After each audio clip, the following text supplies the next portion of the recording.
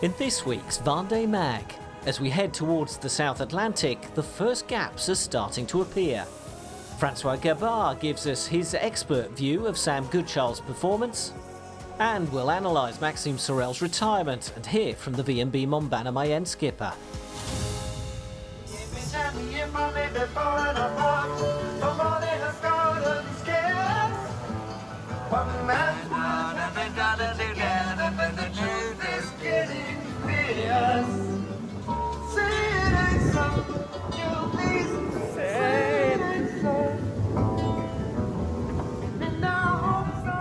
This is bliss.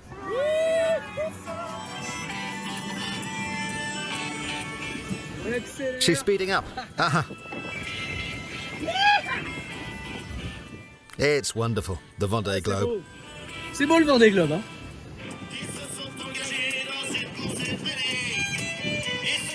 Relentless. Huh? 4 days into the race, and the Vendée Globe skippers were off Madeira and finally enjoying being at sea. The fleet moved back to a direct course after hurtling downwind, knowing they were about to hit a lull.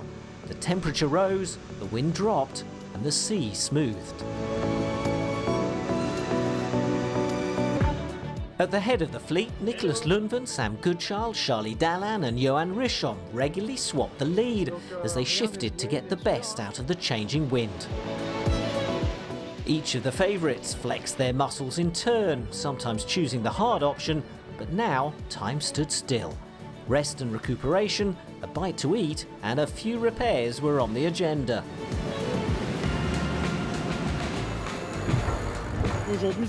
I'll fix a few things while it's slack today. I've opened the hatch to the foil controls. I'm going to change the broken down lines. I'm going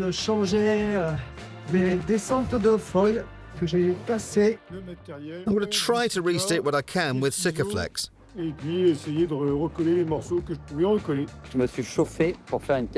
I've motivated myself to make the roof watertight. I've applied sealant and I've laminated it. That doesn't look too bad. En tout cas, ça me paraît pas mal. I'm preparing blades for the hydro generator because they're not producing current, and that's not much use. That's the magic of the Vendée Globe. First problem solved. There's sure to be more.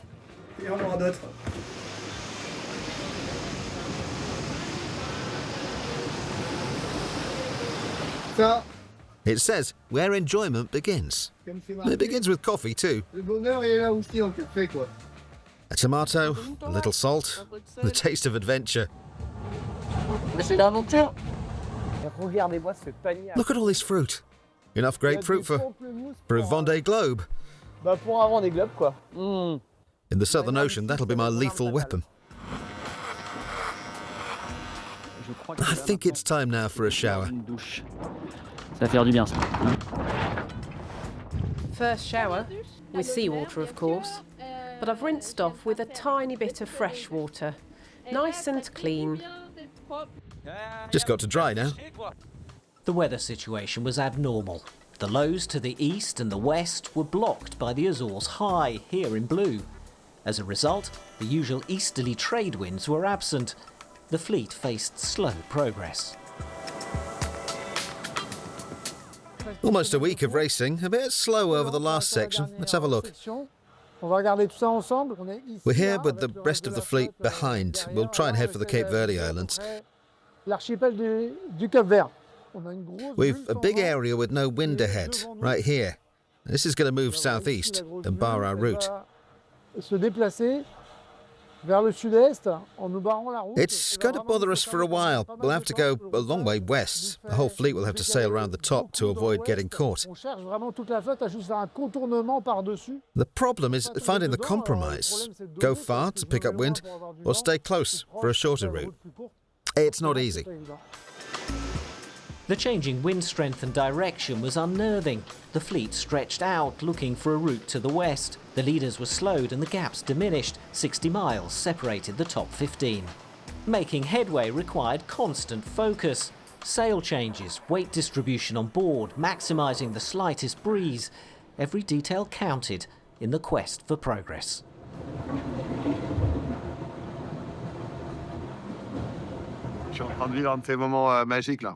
It's wonderful for me at the moment. I'm surfing on a bank of clouds. There's wind underneath the cloud that was ahead, and that stretches across there. I'm reaching the end now. I think I've exhausted that one. Jean Le Cam and Conrad Coleman have opted to take an eastern route, hugging the Canaries and the African coast to keep enough breeze to descend towards Cape Verde. Everybody going this way and seeing Jean and now finally me going this way. Well, that's scary. Even though I come from New Zealand, I'm not just trying to be a black sheep, be a renegade here. And also Jean Le Cam has gone this way, and I'm not by myself, and he's got a similar boat, and he's got lots of experience in weather routing too. So I'm not the only one making a mistake going this way. A different, uncertain option, but being the furthest south of the whole fleet put the race veteran in first place for 2 days. But the calm areas along the African coast were no less worrying. Sure, I've charted a different route to the others, and I may have sailed a bit too close to the Canaries, but I'm through. Normally it should calm down for the western group too. It's always interesting to have these different options, but you've got to be brave and have faith.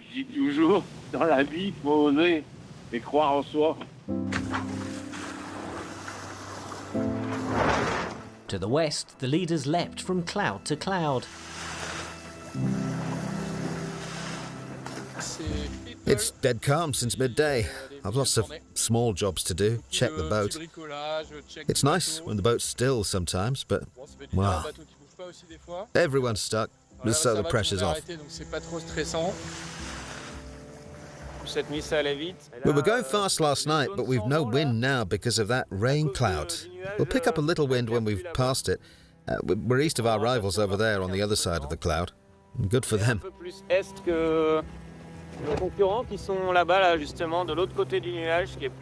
And when they found the elusive wind, conditions changed in no time at all. Bureau Valet is on the move. Game on. Johan is over there. Oh, and there's Jeremy. Normally, we'd be digging in, but we're flying. It's fabulous. These boats, they're crazy. That's what I wanted to show you. My neighbour from Ile de Ré is just over there. Arnaud is at that bank of cloud that we don't have. On the AIS, he's progressing at 12 knots, and we're doing 3. He's overtaking. I can't do a thing. It's horrible when it's dead calm. With squalls and sudden wind changes, the skippers are forced to stay alert on deck, at the helm or trimming.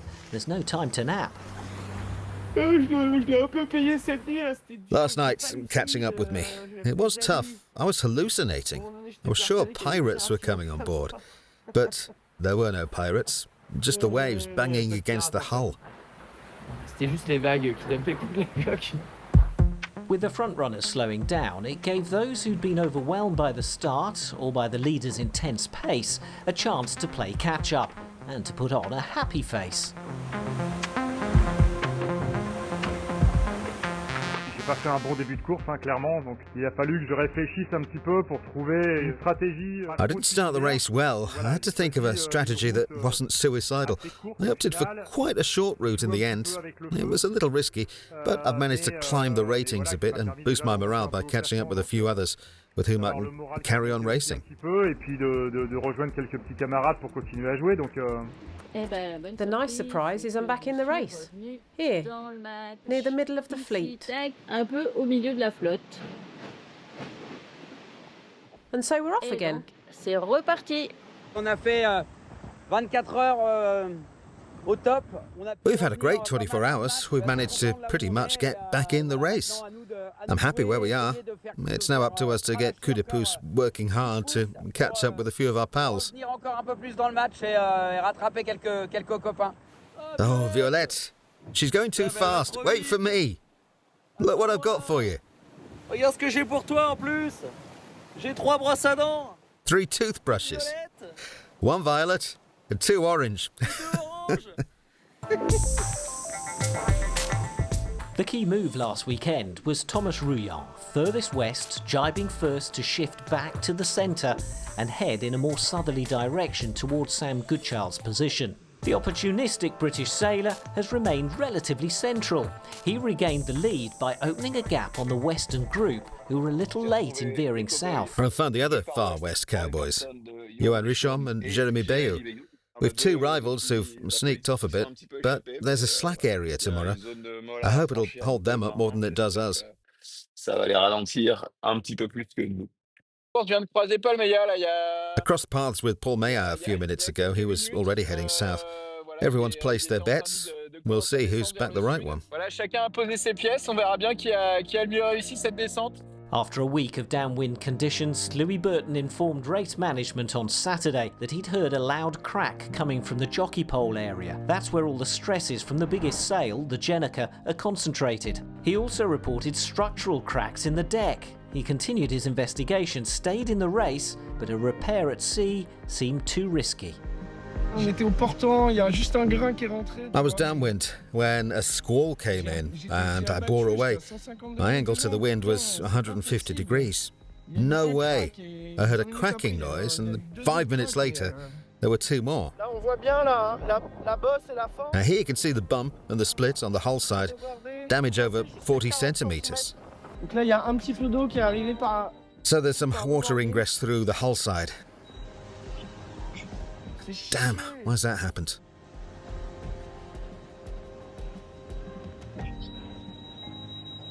I can't believe it. The speed was fine compared to the new boats. Bloody hell. Well,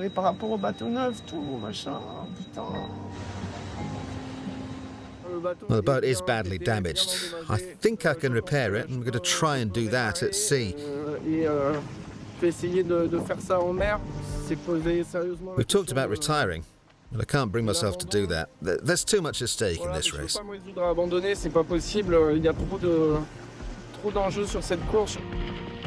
Further up the Atlantic, Xabi Verres reached Las Palmas in the Canaries, where he repaired his headsails and the hole in his mainsail caused by the gale at Cape Finisterre.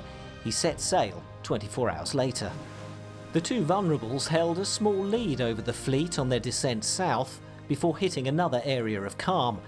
Sébastien Simon, left behind on the track to the west, managed to recover by taking a central route. Nicholas Lundven to the west closely followed in Thomas Rouillon's wake. 4 boats succeeded in breaking away. They're worth watching because if they manage to hit the trade winds, these skippers could forge a sizable lead.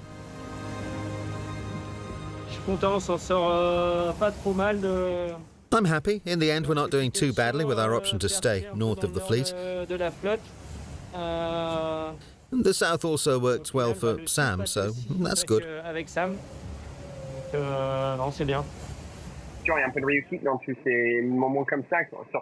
bit lucky at times, particularly after our descent of the Atlantic with scattered squalls.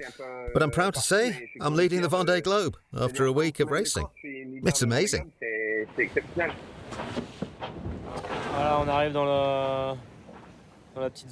We're entering a small area of transition, and we're the first here, along with Sam.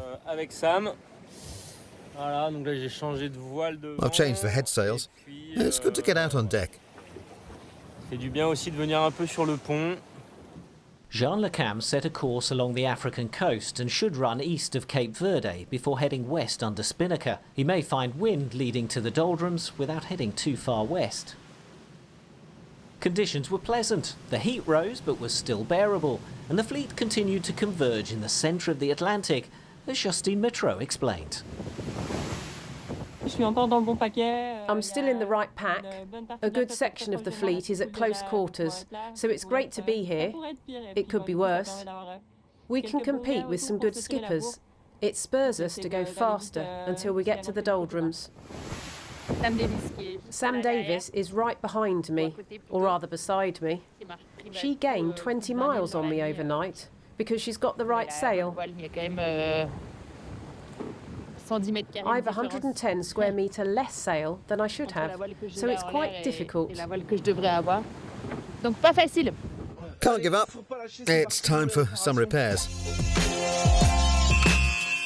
While making slow progress south, Louis Burton's done an impressive structural repair job on his boat. He sanded, laminated and reinforced the interior and exterior using materials on board so that he could continue.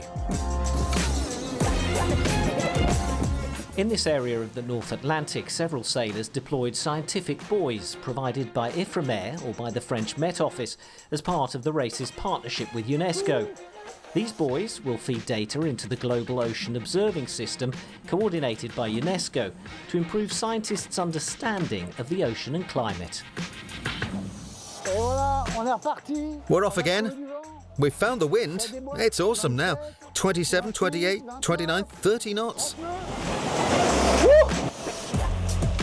The fleet leaders began a 24-hour speed race. Driven by the trade winds, the fastest monohulls clocked up more than 1,000 kilometres. Everyone's goal was to head south as quickly as possible, without doing Sam Goodchild any favours by allowing him to break away. And to catch up before the doldrums, which could reshuffle the cards. At this vital stage, a Brazilian low-pressure system lying beyond them could provide a direct route to the Cape of Good Hope, something the leaders will not want to miss. It's my birthday and I've just had a few presents for my family. Best present so far is we got wind going at 24 knots average and we're leading the Vendée Globe. So it's a good birthday. Happy birthday. Ciao.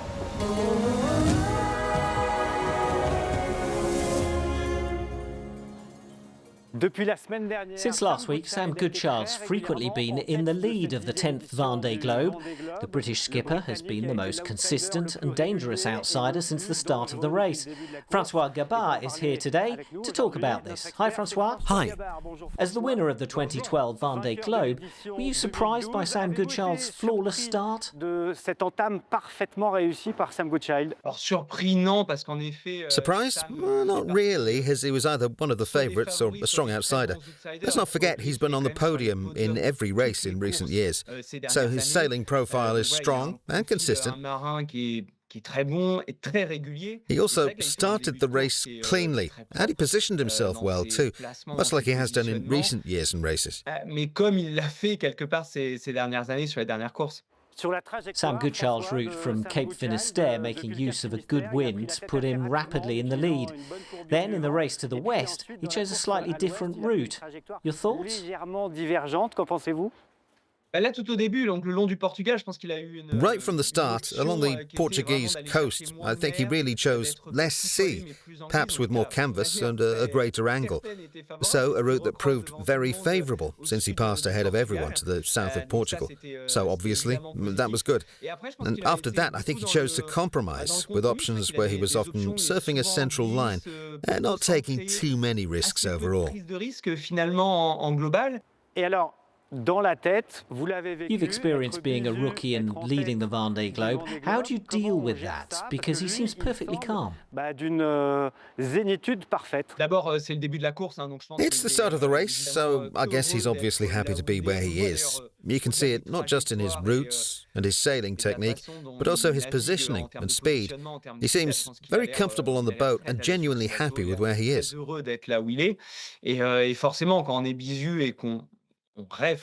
When you're a rookie and you're dreaming of a win, I think that's always the case for him. It's always a good thing to be ahead. It's going to relax him. So he's already achieved these goals in the first few days. I think that'll boost his confidence. That should bode well for the future. As for the boat's handling, it's Thomas Rouillant's former boat, Linked Out, which dismasted in the New York Vendée in the spring.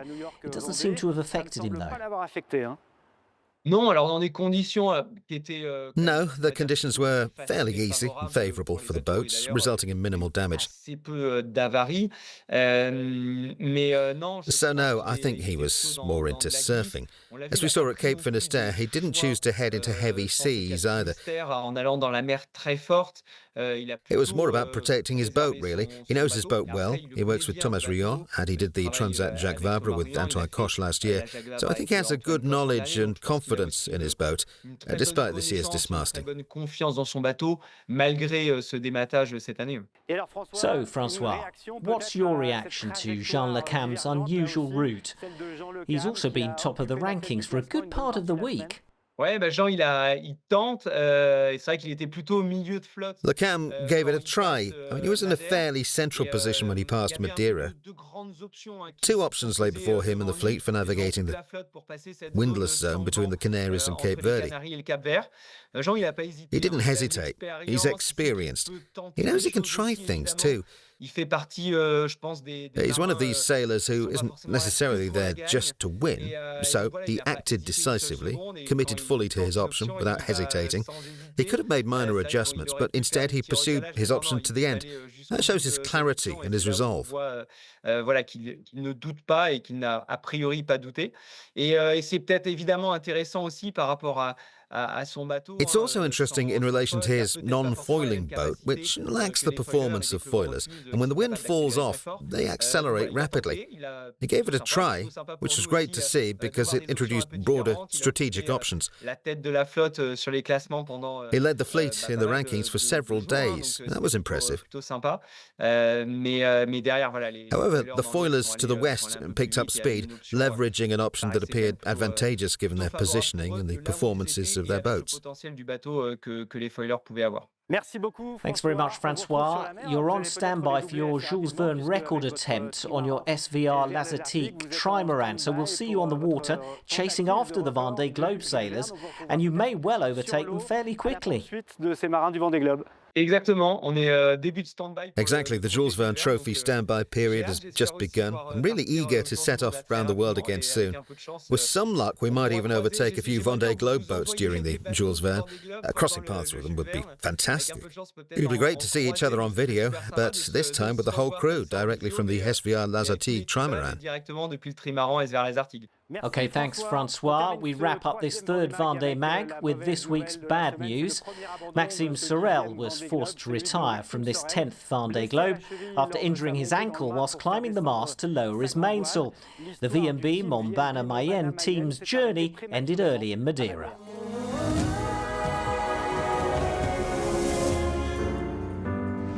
Well, I've jibed and I'm heading for Madeira. I've got to get back up the mast to lower this mainsail, which won't come down. And right now, got to look after this ankle, which is sore. We're in Madeira. I've just arrived in calm winds. We've just landed and saw Maxime on our way in.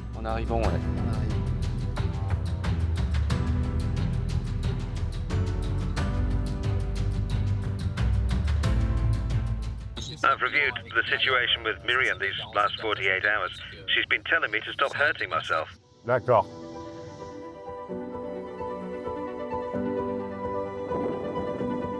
Agreed. If we have 1.5 metres behind, we're left with 14.4 metres. The thing is, we're very wide.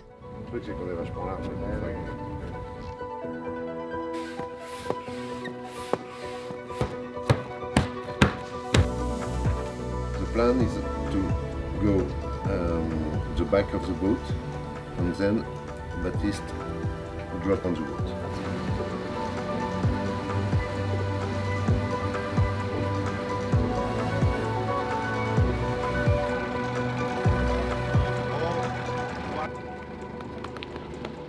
Sorry, guys. No need to be sorry.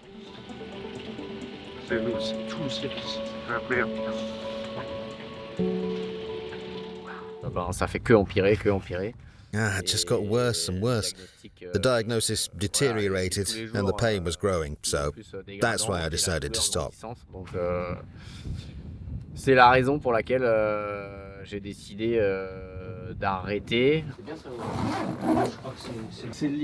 The ligament's torn or stretched and then it bled. This is the blood spreading under the skin.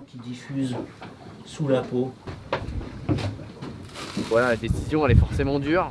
Well, it's clearly a tough decision. It's 4 years. countless hours of hard work. Des quantités de sueur incalculables. Déçu, mais pas abattu. While I'm disappointed, I haven't Voilà, lost ça heart. reste un sport It remains a mechanical sport, J'adore ça, and I have a passion for it, including the boat's la mechanics. mécanique de la machine. But Il y avait aussi the la body's a mécanique, machine too. C'est pas forcément quelque chose auquel je m'étais préparé. I thought I was Moi, ready physiquement, je physically, pensais but être prêt it didn't et take j'ai too fait much pas for this grand-chose body to break. pour faire que cette machine débloque. Voilà, c'est le constat est là, quoi. Well, that's that. Sadly, we're retiring from the Vendée Globe, but I can feel the determination building inside me, and I'm ready to bounce back quickly.